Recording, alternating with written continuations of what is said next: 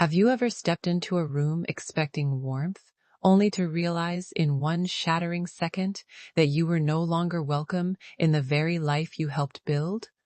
That was the feeling that crawled across my skin the moment I arrived at my son's wedding, a day I had imagined so many times with pride and soft hopes, never once picturing the sting that would be waiting for me beneath the polished lights and smiling guests.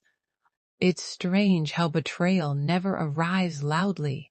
It arrives quietly, disguised as formality, wrapped in a sentence that seems harmless to everyone except the one it wounds. And for me, it came in the form of my son stepping forward, avoiding my eyes, clearing his throat like he had rehearsed something he wished he didn't have to say.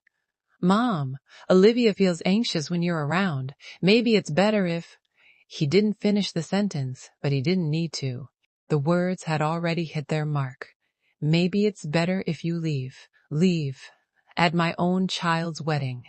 A wedding held on the very ranch my husband and I built with our bare hands, where my son took his first steps, learned to ride a horse, and carved his name into the old oak fence as a boy. I remember my heart didn't break loudly. It cracked softly, like thin ice beneath a hesitant foot. And while 200 guests turned their faces toward me with a blend of shock, pity, curiosity, and judgment, I forced myself to stand tall because nothing hurts a mother more than letting the world see her child wound her. So, I nodded. I even smiled. And I walked away from the music, the laughter, the altar where my son waited to marry the woman he chose over his blood. What an odd thing it is to feel both numb and painfully alive at the same time. Every step I took toward the exit added a new kind of ache to my chest. But I kept walking because I knew if I stopped, if I so much as blinked too hard, the tears would betray me in a way my son already had. Isn't it ironic how the strongest heartbreaks are the ones we carry silently, without a scene, without drama, without a single witness who truly understands? The cool air hit my face as I stepped outside, and for a moment I expected myself to fall apart. But I didn't. Not because I wasn't hurting, but because some betrayals are too deep for crying. They demand a stillness, a long inhale, a quiet acceptance that life has shifted in a way you can't unshift. That night, I went home to the ranch my husband left me, the ranch that held decades of our sweat and love and sacrifice. I sat in the living room where our family photos lined the mantel, where Ethan's childhood handprints were still pressed in dried cement near the fireplace. The memories were louder than the silence. But even then, I didn't cry. Perhaps I was saving my tears for something bigger. Perhaps a part of me sensed that the wedding humiliation wasn't the real battle. It was merely the prologue. The storm hadn't arrived yet. It was only gathering. What a strange thing intuition is. You don't always know what's coming, but you can feel the air tighten around it. And that's exactly how the night felt. Tight, expectant, like the quiet before thunderbreak. I barely slept, though my body begged for rest. I just lay awake, staring at the ceiling, replaying Ethan's voice. "You make Olivia nervous." Nervous? Why would my presence, my harmless, aging, grieving presence, make a bride nervous on her wedding day? Was it insecurity? Was it resentment? Was it something darker? Something I hadn't yet recognized? These questions flickered through me like sparks searching for something to ignite. And oh, how they would ignite. Because the next morning, at 8:12 a.m., my phone rang. Strange how specific moments tattoo themselves into memory. I remember the sunlight filtering through the curtains, the smell of coffee I hadn't yet poured, the heaviness in my limbs from a night spent fighting tears I refused to shed. I picked up the phone, expecting, foolishly, an apology. Not from Olivia. God knows pride wouldn't allow that, but maybe from Ethan, remorse peeking through the fog of whatever influence he had fallen under. Instead, I heard her voice. Calm. Cold. Sharp as a blade that had already decided where to cut. "Hi," she said. "We need the keys." Not, "Can we talk?" Not, "Can we meet?" Not, how are you? Just keys, just access, just authority disguised as practicality. For a moment, I didn't understand. Keys? To what? To the ranch? To the house I lived in? To the land my husband preserved with a loyalty he never received back from the world? Why? I asked. My voice didn't shake, but my soul did.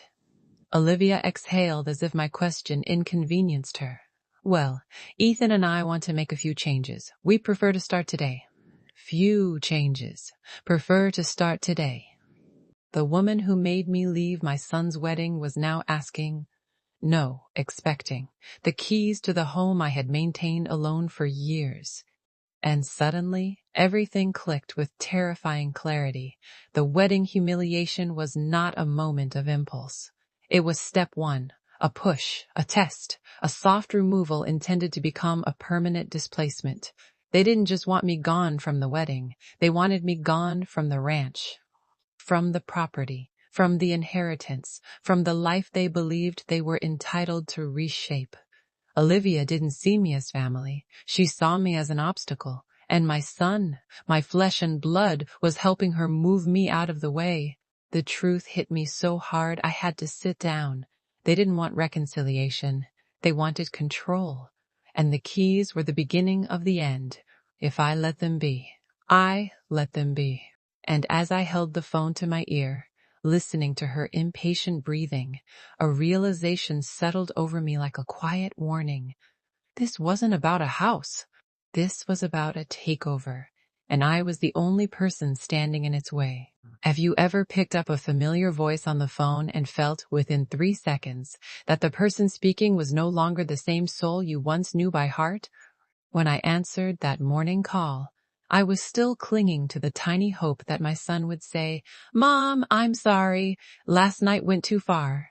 But instead, the first thing I heard was Olivia's perfectly composed tone, the kind people use with customer service, not with family. "Victoria, we need the keys today."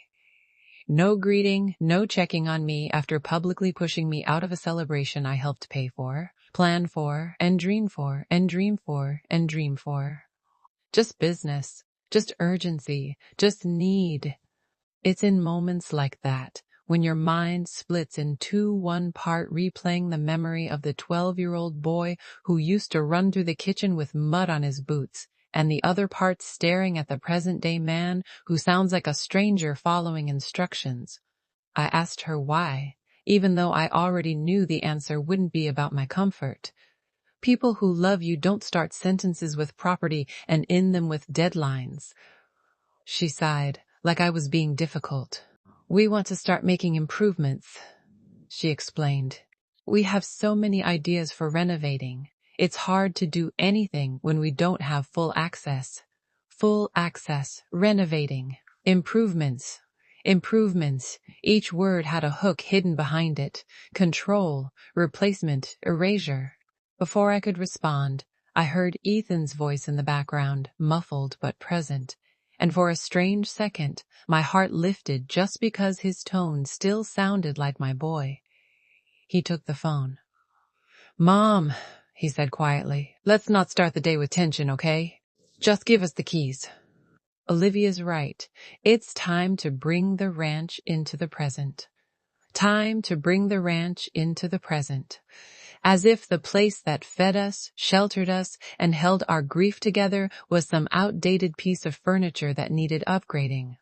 I almost laughed, not because it was funny, but because it was surreal to hear my son speak like a brochure instead of a human. Do you know what hurts the most in a moment like that? It's not just what they're asking for. It's how quickly they've convinced themselves that what they're doing is reasonable, even for your own good. I asked him again, "Why now? Why so suddenly?" He paused, and I could hear that small crack in his certainty, the one Olivia hadn't sealed over yet. "Because things are changing, Mom. We're married now. We're planning a future. We can't keep the ranch exactly the way it's always been just because of tradition." That word, tradition. People toss it around like it's a dusty old coat that should be thrown out. For us, Tradition was blood and sweat, nights spent fixing fences in the rain, mornings waking up at 4 to care for animals so the land wouldn't fail us. Tradition was my husband's hands stained with earth and oil, my father's voice telling me, "This land will protect you if you protect it." Tradition was not decoration, it was backbone. As Ethan kept talking, my mind drifted backward, as if it needed to remind me who he used to be before Olivia's polished voice became his echo. I remembered the day his father died and how the house felt too quiet, too big, too empty. Ethan was just a boy then, but he walked into the kitchen, cheeks streaked with silent tears, and said, "Don't worry, Mom. I'll help. I'll take care of you and the ranch." He didn't say it for attention. He said it because he believed it was his new job, his new role in life. And he meant it. For years he proved it. He grew into the kind of young man who knew how to repair a tractor, negotiate a sale, calm a scared horse, and still sit next to me on the porch at sunset just to ask, "Mom, are you okay today?" We were a team then, not opponents. We were two halves of the same promise his father left behind. This ranch will stay in the family, no matter what the world outside decides to become. So hearing that same boy, now a grown man, tell me over the phone that my refusal to hand over keys was creating drama felt like listening to a stranger wearing his voice. "Mom, yesterday was already too much," he said, his tone sharpening. "Olivia felt attacked, and my wedding day turned into a scene. We just want peace. Don't make everything harder." I swallowed the burn in my throat. "Peace doesn't come from throwing your mother out of your wedding," I answered softly. "It doesn't come from standing beside a woman who tells you your own home is a burden. You want keys, Ethan, but you're not asking for them. You're demanding them." There was a long silence, the kind that makes you aware of every breath, every heartbeat, every inch of distance between you and the person on the other end. Then I heard her voice again, faint but unmistakable, feeding him lines like a director off stage. "Tell her you're co-owner. Tell her you have rights. Tell her this isn't just hers." "Mom," he said, "legally it's my house too. Dad left me half. I'm not a child you need to control. I'm your son, and I'm your partner in this, whether you like it or not." Partner. If I had been his partner, I would have been at his side at the wedding, not walking out alone with everyone watching. If I had been his partner, we would have planned changes together, looked at architects together, made decisions together. Partners talk, they don't ambush. "Your father did leave you half," I replied, keeping my voice as steady as I could. "But he also left me the responsibility. He trusted me to decide when and how this land would change. He knew something we're both pretending not to see, that not everyone who smiles at property has pure intentions toward it." "The keys stay with me." He exhaled sharply, the sound of frustration mixing with a deeper fear he didn't know how to name. "So that's it? You'd rather cling to an old house than help your own son build a better life?" That question is the one that traps so many parents, isn't it? The twisted implication that if you don't surrender everything they ask for, you don't love them enough. But love is not measured in how much you hand over. Sometimes love is measured in how much you protect, even when they misinterpret it as betrayal. "I'm not clinging," I said quietly. "I'm standing. There's a difference." I could tell he didn't understand, or maybe he did, and that scared him more. So I gave him something to remember, not as a weapon, but as a mirror. "Yesterday at your wedding," I told him, "a woman I'd never met took my hand as I walked out. She leaned in and said, 'When a man forces his mother to leave so his bride can stay calm, he's already made his choice. You can't fight for someone who has chosen not to see you. You can only choose yourself now.'" My voice trembled on that last line, but I didn't break. I won't compete with Olivia, Ethan. I won't fight your wife for your loyalty. If you're asking me to pick between my dignity and your approval, I'm choosing dignity. The keys stay with me. The ranch stays in my hands for now. I heard a soft curse under his breath, then Olivia whispering again, then the sound of a wall being built between us in real time.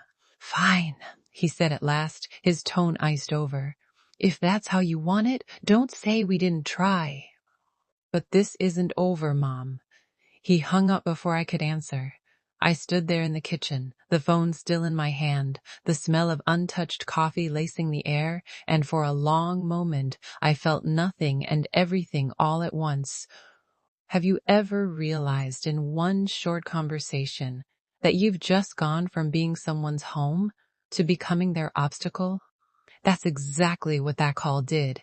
It didn't just ask for keys, it announced a battle. And as I set the phone down and felt the cool weight of the keys against my chest, one thought echoed louder than all the rest. They didn't just want access to the ranch. They wanted to push me out of the story completely. And I knew from that second on, I could either disappear quietly or stand and make this the fight I should have started long ago. Have you ever accepted an invitation that looked harmless on the surface, yet everything inside you whispered that the real purpose wasn't reconciliation, but inspection? When Ethan called later that week and suggested we all have dinner together, he tried to make it sound gentle, casual, like the kind of family gathering we'd had for years without thinking twice, but something in his voice trembled with forced ease. Invitations born from guilt always do. Olivia apparently wanted to clear the air after the wedding, and though every fiber of my intuition tightened, I agreed. Not because I wanted a pleasant evening, but because sometimes the only way to understand someone's intentions is to let them step closer and see what they tried to touch first. From the moment they arrived, the energy shifted. Olivia stepped into my home like a woman measuring ownership by eye, not sentiment. Her smile was stretched thin, polite in the way a salesperson is polite right before asking if you're ready to sign. She complimented things, but not in a natural way. She lingered on each room too long, looked at each corner too carefully, and made comments that sounded less like admiration and more like subtle criticism disguised as interest. "Oh, this room has great bones," she murmured, fingertips brushing the wood paneling her husband installed decades ago. With some light renovations, it could look totally different. Different. Improved, modern. And suddenly, I realized she wasn't looking at memories. She was looking at opportunities. Hooks of unease pulled at my stomach as she continued wandering, not sitting down, not resting, just circulating in slow loops like a real estate agent preparing a listing. Ethan followed her, but unlike her, he looked nervous. His shoulders tightened every time she opened a cabinet, every time she leaned over a table, every time she paused in front of something that belonged deeply to our past. He watched her, the way someone watches a candle edging too close to a curtain, aware that disaster could happen, unsure how to stop it without causing a different fire.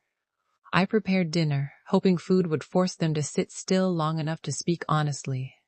But even then, Olivia didn't stop observing. She complimented the meal, though she barely ate.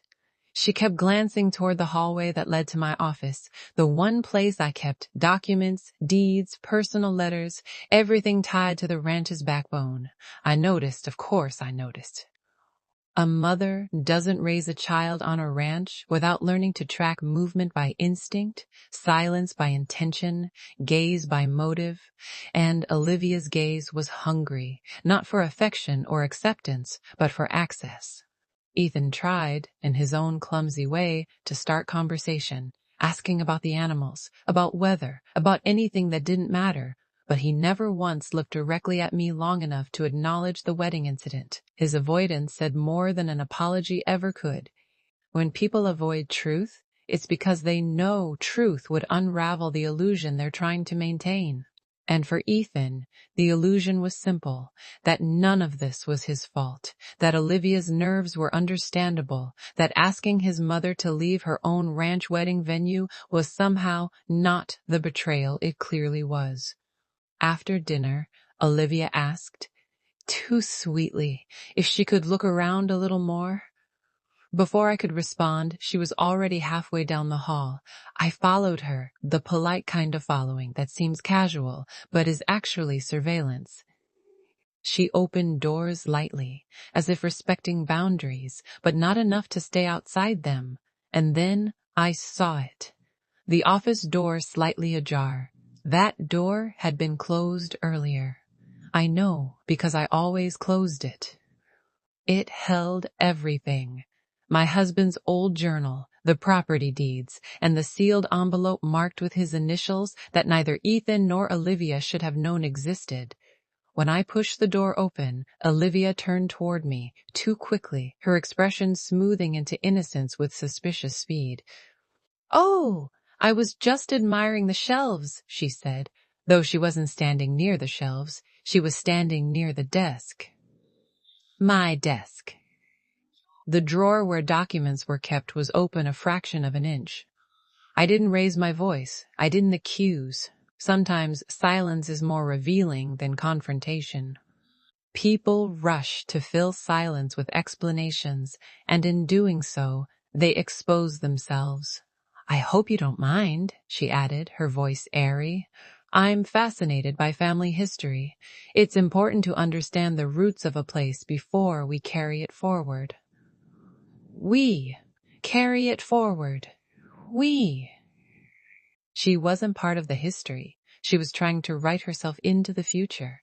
And then she made a mistake, a small one, but a fatal one. She mentioned a financial detail, one she should never have known. I mean, the property taxes alone must be intense. Your late husband really had everything structured efficiently, especially that trust arrangement. My heart stilled. The trust arrangement was not public knowledge. In fact, only two people had known about it, my husband and me. Not even Ethan knew every detail. So how did she? How deeply had she dug? What exactly had she looked at before tonight? Suddenly, the entire evening snapped into focus. The dinner wasn't an attempt to reconcile. It was reconnaissance. Olivia wasn't trying to earn a place in the family. She was trying to map out the battlefield. I stepped closer to the desk, pulled the drawer fully open, and saw it. Papers slightly shifted. The envelope nudged a few centimeters from where I'd last placed it. She didn't even deny it. She just watched me, her smile thin, eyes calculating whether I had the strength to confront her or the vulnerability to crumble. I didn't do either. I simply closed the drawer and said, "Dinner's getting cold." Olivia blinked, thrown off by my composure. She expected outrage or accusation. Instead, she got certainty. Certainty is far more dangerous. When they left that night, she hugged me tightly, too tightly, and whispered, "I hope we can make this place better together. Together." As if equality was something she offered rather than something earned. Ethan kissed my cheek, but even his touch felt unfamiliar. They walked to their car holding hands, but something in their posture was tense, like two people who had not gotten the outcome they expected. When the door shut behind them, I finally exhaled. The ranch was quiet again, but it didn't feel safe. It felt watched. It felt targeted. And as I stood alone in the hallway, staring at the drawer that held the letter my husband left behind, one truth hit me harder than the wedding humiliation. They weren't waiting for the future. They were already acting on a plan. And as I turned off the lights that night, locking each door with deliberate care, I realized Olivia had revealed the truth far earlier than she intended. She wasn't here to join the family. She was here to take it. Have you ever had someone you loved speak to you years after their death? Not through a dream or a voice in your head, but through words they wrote because they saw a danger you never imagined? That's what it felt like the morning Mr. Miller showed up at my door with an expression that didn't belong to a casual visit. He was our family lawyer, an older man who had watched this ranch grow and my family shrink, a man who normally called in advance and never arrived unannounced. So when I saw his car climb the dirt road, my first instinct wasn't worry about paperwork. It was dread about what now. You know that feeling when life has already thrown so much at you that every knock on the door sounds like another blow? That's where I was. I invited him in, and even before he sat down, I could tell something was weighing on him. His suit, as always, was perfectly pressed, but his eyes carried the heaviness of someone who had seen too many families tear themselves apart over the things the dead left behind. He didn't start with polite small talk. Instead, he took a manila envelope from his bag and placed it gently on the table between us, as if it were something fragile or explosive or both. "Victoria," he said, "something's been bothering me since our last conversation, and I think your husband wanted you to have this, even if he never said it outright." My heart stuttered. Whenever someone mentions a dead loved one in the present tense, it feels like a thread tugging at a wound that didn't quite heal. I stared at the envelope.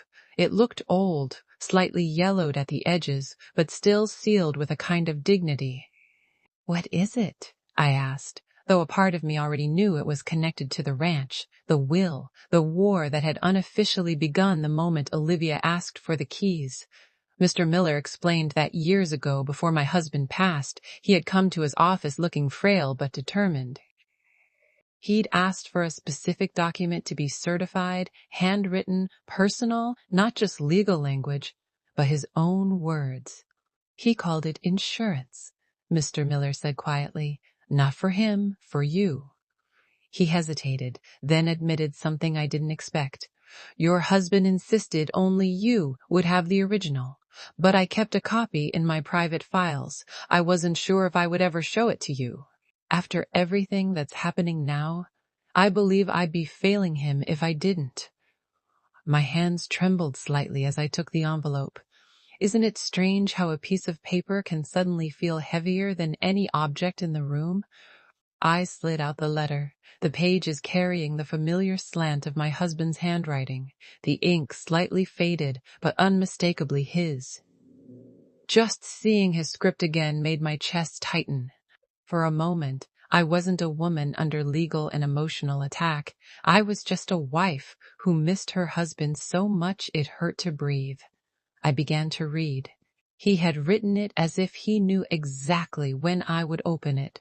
"If you're reading this, it means someone is trying to take the ranch from you." My spine straightened. My eyes raced down the page. He told me about a man he'd met at the hospital once, another widower, who thought his only son and daughter-in-law were helping him with his illness, only to discover they had tricked him into signing away his home and life's work. One signature, and suddenly he was no longer owner but burden, exiled from the very place he built, relocated to a cold room in a facility that wasn't home. That man died, not just of sickness, but of heartbreak. My husband wrote that story down for me not because he believed Ethan was a bad person, but because he understood something most parents don't want to see. Love doesn't make our children immune to manipulation, it sometimes makes them more vulnerable to it. He wrote that he trusted me to see the difference between a woman who loved our son and one who loved what our son could provide. He said he knew my instinct would be to sacrifice myself, to bend, to give in for peace. But he begged me not to mistake surrender for love. If anyone treats you like a wall in their way, remember this: the gate only opens for those who understand what they are entering, not for those who think they are taking over. His words sliced through me, not because they were harsh, but because they were true. He reminded me that the will was designed intentionally. Yes, Ethan had half the property on paper, but I had the authority for as long as I remained alive and capable. My husband had written this letter so that if anyone tried to paint me as irrational or stubborn, I would remember that a man who loved me and this land had chosen me on purpose to decide its fate. Reading that felt like someone putting armor over my shaking shoulders. I had spent nights wondering if I was overreacting, if I was being dramatic, if I was the one clinging too tightly. But here was proof that I wasn't crazy. I was prepared. If they call you old, he wrote, remind yourself that age is just a number and wisdom is the reason I left you in charge. If they call you selfish, remember I asked you to protect yourself. If they call you controlling, remember I asked you to hold the keys. By the time I finished reading, my tears had blurred the last line, the one where he wrote, "You are the door. You decide who comes in." Never forget that. I looked up at Mr. Miller, who had respectfully remained silent. His eyes were soft with understanding, but I could see something hard behind them too, experience. "So what do I do?" I asked, clutching the letter like it was the only steady thing in a world tilting beneath me. He gave me practical advice. Put the original in a safe place outside the house. Request a medical evaluation to document my mental clarity before anyone could claim otherwise, and prepare for tactics that wouldn't come through legal channels first, but emotional ones. They may try to paint you as unstable, confused, overly attached, he warned. They may push you to act out so they can use it against you. Stay calm, stay strategic. You're in the right, but you also have to be smart. It's unsettling to hear someone talk about your own child as a potential threat, not because they're inherently cruel, but because they're deeply under someone else's influence. But I listened. I knew I had no space left for denial. Denial doesn't protect you. It just delays the moment you realize you should have been protecting yourself sooner.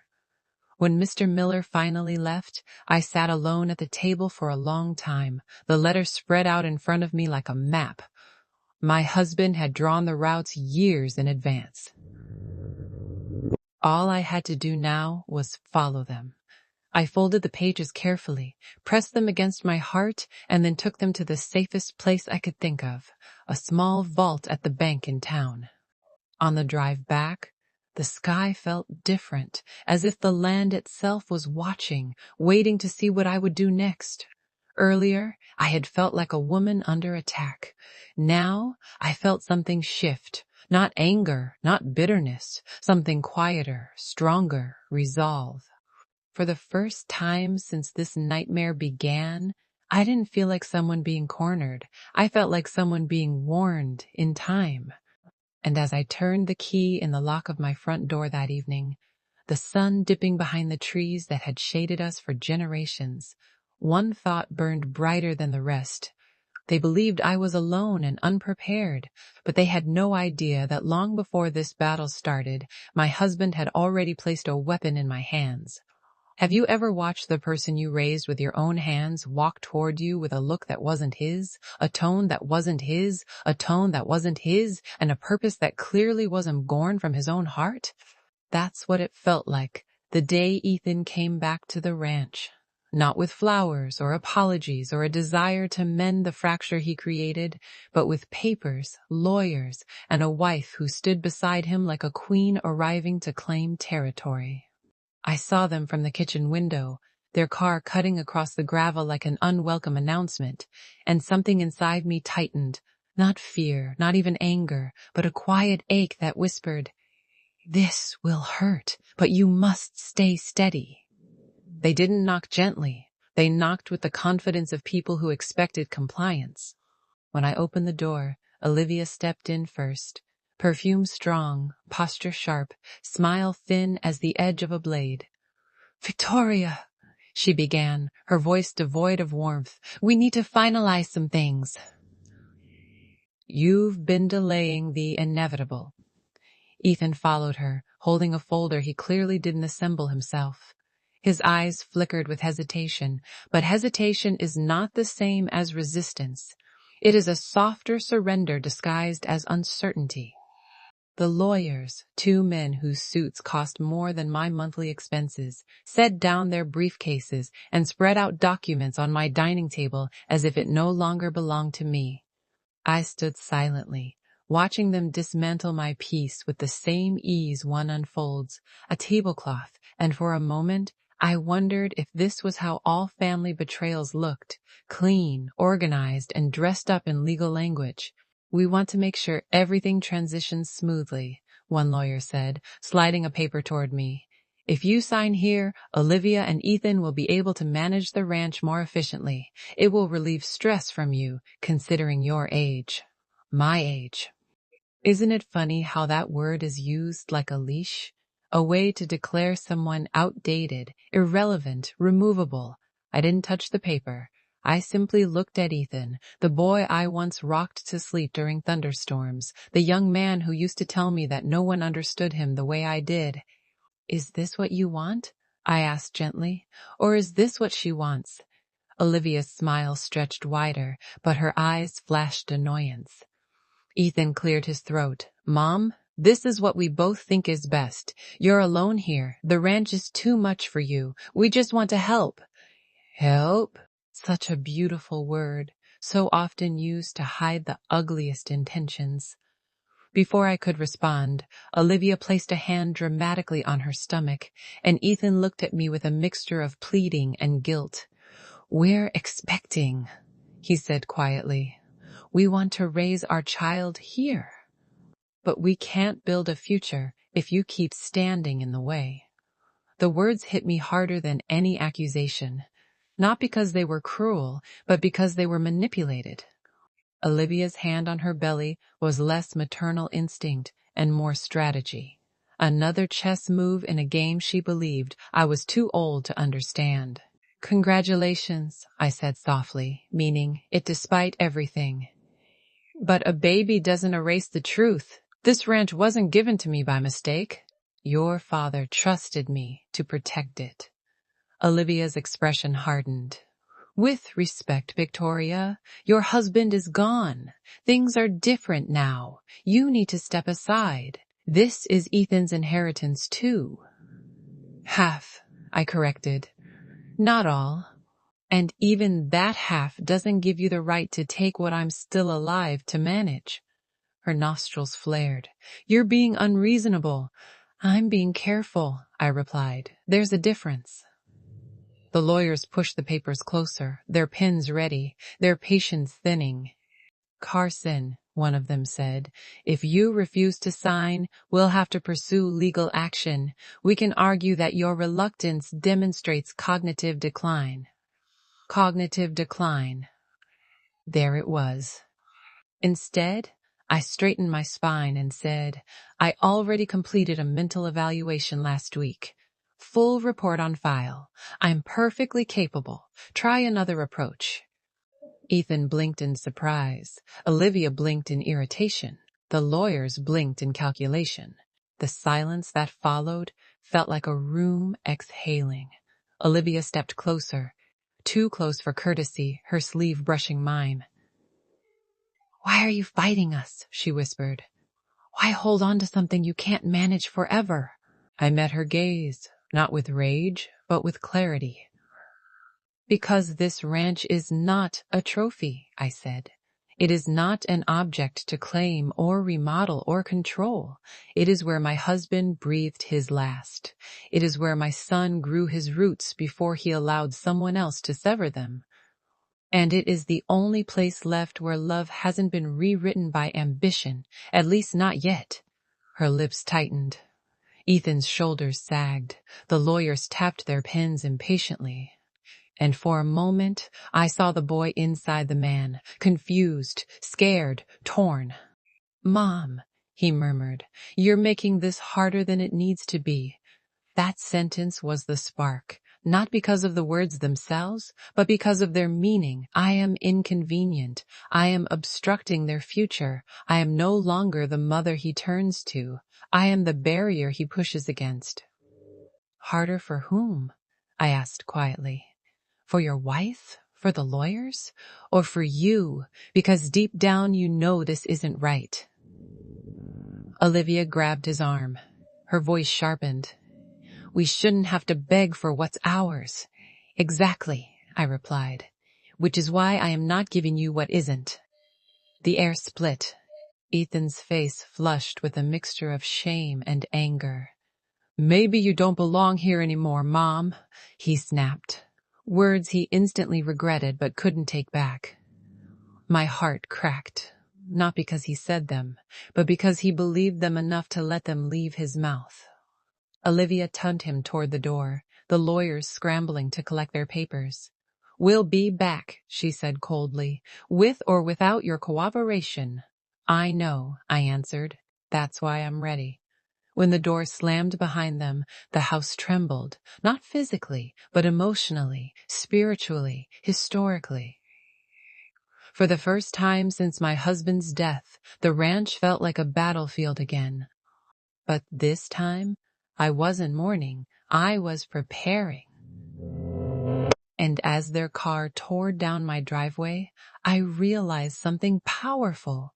If they were willing to attack this hard now, it meant one thing only. The war for the ranch had entered its next phase, and I was far stronger than they ever expected. That was the truth that pressed down on me the morning after Ethan and Olivia stormed out with their lawyers, leaving the ranch colder than it had felt in years. I didn't collapse, I didn't rage, I didn't even cry. Instead, I sat at the dining table, the same table where we once celebrated birthdays and late-night conversations, and I felt a strange calm settle into my bones, the kind that arrives when pain has finally done its job and stepped aside for clarity. It was time to stop hoping they would choose kindness. It was time to stop waiting for apologies. It was time to protect the ranch not just from Olivia, but from my son's blindness. A mother's love can shield her children from the world, but sometimes it must shield the world from her children.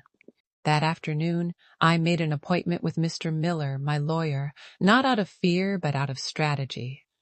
Isn't it interesting how the word strategy feels cold when we hear it, yet becomes a necessity when love is no longer enough to keep someone safe? Mr. Miller welcomed me into his office with a look that told me he'd been expecting this moment. He offered me tea, but I refused. I didn't want comfort. I wanted clarity. I'm ready, I said, surprising even myself with how steady my voice sounded. I want to protect the ranch from any attempt to force my hand now or in the future. His nod was slow but firm. Then it's time to move the property into an irrevocable trust, he said. One that places full authority with you until you pass, at which point the land will go to whoever you choose, not whoever pressures you the loudest. The word irrevocable struck something deep within me. Irrevocable, final, unbreakable. It meant no one, not Olivia, not lawyers, not even Ethan, could override my decisions. It meant this land would remain protected even if the world outside tried to twist my son's mind further. It meant my husband's legacy would outlive the storm we were facing. As we drafted the trust, he asked the question I had been avoiding for weeks. Who will inherit the ranch when you're gone? My breath hitched. But after everything, could I entrust the ranch to him while he remained under Olivia's influence? What if she found a way to manipulate him again? What if the ranch became ammunition for future battles? What if the hard work of generations became collateral in someone else's greed? I closed my eyes and realized something painful but liberating. Inheritance wasn't just about blood. It was about stewardship, responsibility, respect, love, and Ethan, in his current state, couldn't offer any of those things. I'll name a conditional heir, I said eventually. Ethan can have it, but only if he meets the requirements I set, only if he stands on his own, only if he remembers who he was before Olivia rewrote him. Mr. Miller didn't ask what those conditions were. He knew. Ethan had to return to himself, to truth, to accountability. Once the documents were finalized, notarized, stamped, and sealed, he handed me a copy. "It's done," he said. "No one can touch the ranch now." I didn't smile. It wasn't a victory. It was a necessity. On my drive home, something unexpected happened. I didn't feel triumphant. I felt grief. Not grief for the land, but grief for the boy I once knew. That boy who once stood barefoot in the barn, holding a sick calf in his arms, crying because he couldn't bear the thought of losing something he loved. That boy who used to climb into my bed during thunderstorms, whispering, "It's too loud, Mom. Can I stay here?" That boy who promised at 16, "I'll never leave you alone, no matter what." Where had that boy gone? When did he turn into a man who brought lawyers instead of apologies? When did he start believing a woman's ambitions mattered more than his mother's dignity? But beneath the grief, a second emotion rose quietly: resolve. Because protecting the ranch wasn't just about property, it was about memory. It was about identity. It was about the generations who came before and the generations who might come after. Olivia could take his attention, she could take his loyalty, she could take his focus, but she could not take the land his father entrusted to me. And she could not take the strength my husband had embedded into every fence post, every barn wall, every acre of soil. Over the next few months, life changed in a way that felt both painful and strangely peaceful. Olivia never showed up again, not once. The lawyer sent one final notice, which Mr. Miller handled with a sentence so legally airtight that they retreated without another attempt. I watched from a distance as Ethan's life slowly unraveled. Olivia's pregnancy turned out to be a manipulation. There was no baby. The lie exploded between them like a grenade. Their marriage cracked, then shattered. Their money dried up. Their social circle evaporated when the investments she pushed him into collapsed. Ethan lost his job, then his savings, then his direction. I didn't intervene, not because I didn't love him, but because sometimes love means stepping back and letting someone feel the consequences of choosing the wrong person over the right values. People say a mother should protect her son from all pain, but that's not love. That's sabotage. Pain is sometimes the only teacher strong enough to break illusion. Months passed. Seasons changed, and slowly the ranch returned to its natural rhythm. Without the tension of outside threats, the land seemed to breathe easier. So did I. And as I repaired fences, fed animals, pruned trees, and walked through fields that still whispered my husband's voice in the rustling grass, I realized something profound. I had only lost him temporarily to a world he didn't yet understand. And sometimes, losing someone is the only way they learn to look for themselves again. Then, one morning, nearly a year after the trust was finalized, I heard a knock at the door. Not loud, not demanding, not entitled. Soft, hesitant, familiar.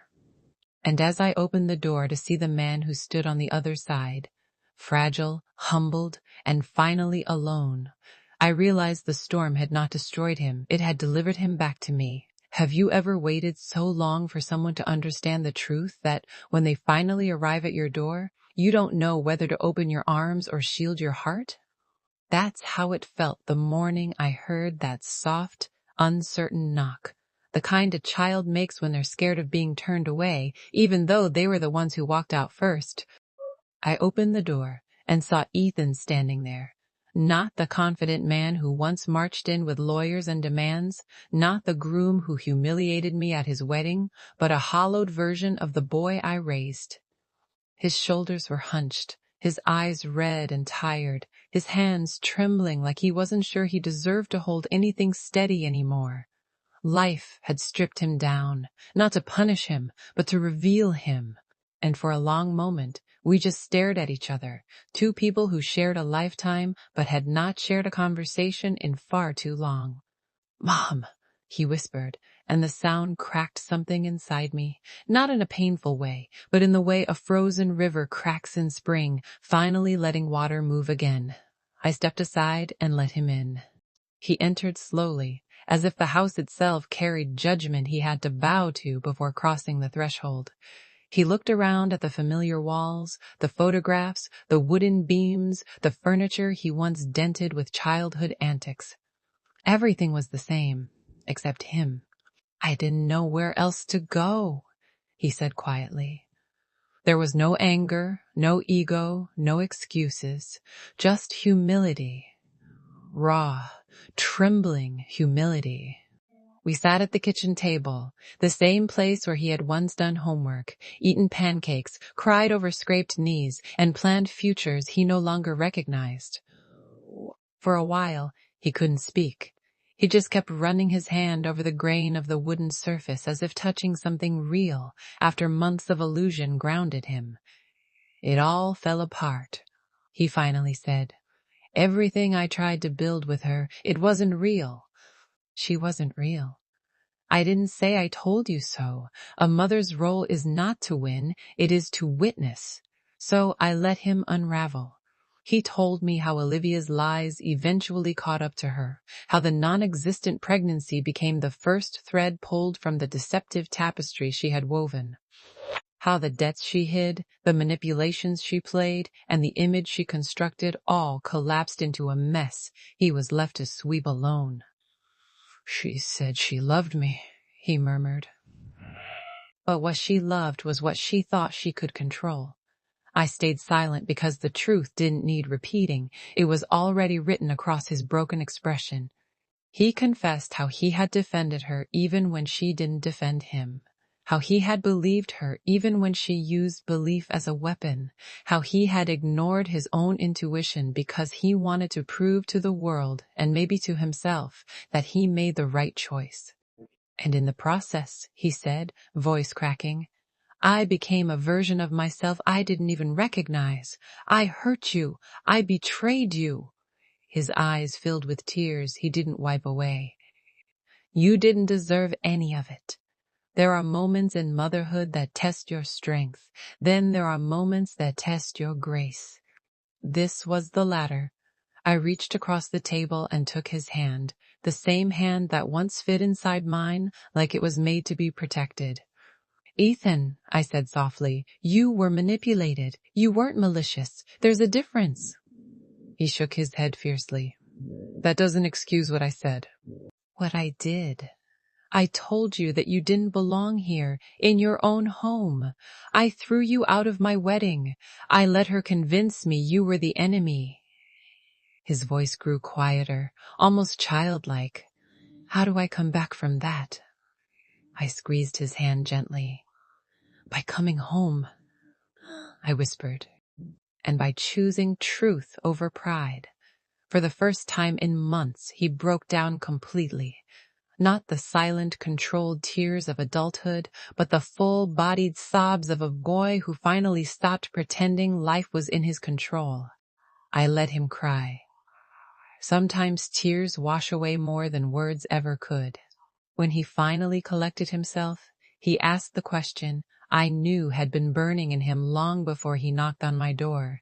Why did you protect the ranch even when you thought I hated you? I took a slow breath because the answer wasn't simple.